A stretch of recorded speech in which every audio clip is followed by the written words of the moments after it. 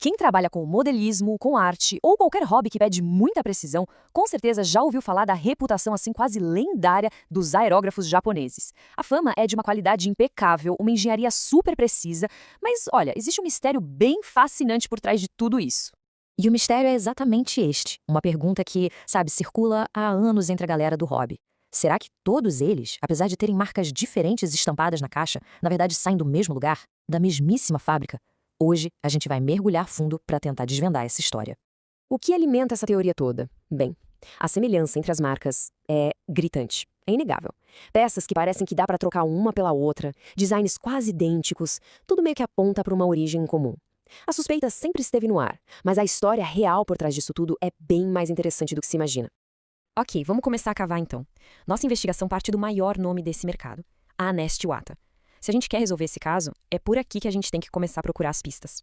A primeira coisa que a gente precisa entender sobre a Iwata é que ela não é só uma empresa de aerógrafo. Longe disso, na verdade. Ela foi fundada lá em 1926 e começou fabricando pistolas de pintura industriais, compressores. Hoje, é um conglomerado industrial gigantesco. E claro, para uma empresa desse tamanho, a venda de aerógrafos para quem faz hobby é só uma fatia bem pequena, minúscula, aliás, do negócio todo. Olhando para esse gráfico, fica muito claro que é quase um produto secundário para eles. E é exatamente aqui que o mistério começa a ficar mais denso. Se a gente for olhar a história oficial da Iwata, o site corporativo deles, não tem uma única menção sobre eles fabricarem aerógrafos. Nenhuma foto da fábrica, nenhum detalhe do processo, nada. Eles mostram a produção dos equipamentos industriais enormes, mas dos aerógrafos, silêncio total. E no lugar de provas concretas, o que a gente encontra é essa linguagem corporativa, sabe? Cuidadosamente vaga. Essa citação, tirada direto do site deles, é a nossa primeira grande pista. É preciso prestar muita atenção na escolha das palavras aqui. Então, aqui está o pulo do gato. Eles dizem que os produtos são fabricados, mas eles não dizem por quem. Pensa bem, se eles mesmos fabricassem, a frase mais lógica e com muito mais orgulho seria: nós fabricamos. Essa omissão é muito, mas muito reveladora e coloca a gente no caminho certo. E essa pista nos leva direto para uma outra empresa, bem menos conhecida, mas que vai se mostrar a peça-chave para a gente resolver esse quebra-cabeça, a Fuso Seiki. A Fuso Seiki também é uma fabricante de produtos para a indústria, e eles têm a marca própria deles de aerógrafos, a Rich Pen. Pode até não ser um nome tão famoso, mas é a porta de entrada para a nossa grande descoberta. E aqui vem a grande virada na nossa investigação. E ela surge de uma diferença fundamental na forma como a Fuso Seiki se apresenta para o mundo. É isso, totalmente ao contrário do silêncio da Iwata, a Fuso Seiki afirma abertamente que produz os próprios aerógrafos e, o mais importante de tudo, que também fabrica para outras empresas. Eles são o que o mercado chama de OEM, um fabricante de equipamento original, a peça que estava faltando no nosso quebra-cabeça. Mas olha, a história não estaria completa sem a gente falar de uma terceira marca, a Olympus. Para entender como tudo isso se conecta de verdade, a gente precisa voltar no tempo e falar da verdadeira inovadora, a origem de tudo isso. Desde que foi fundada, lá nos anos 50, a Olympus era a marca de referência no Japão.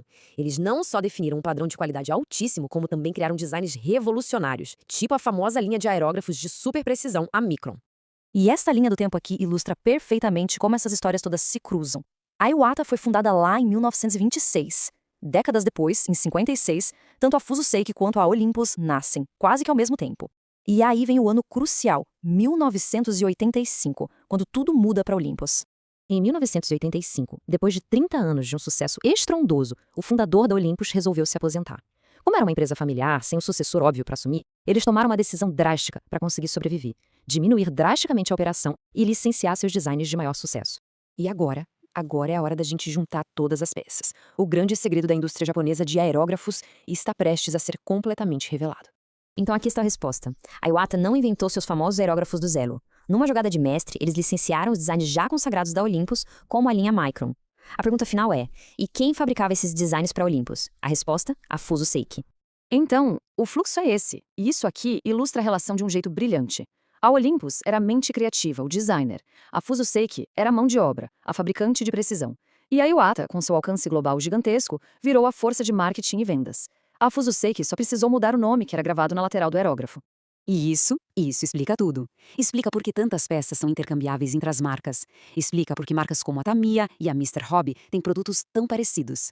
E também explica por que, mesmo durante a crise da Olympus, ainda era possível achar peças para os aerógrafos deles. Elas ainda estavam sendo feitas, só que com outro nome. No fim das contas, a lógica de negócio por trás disso tudo é irrefutável.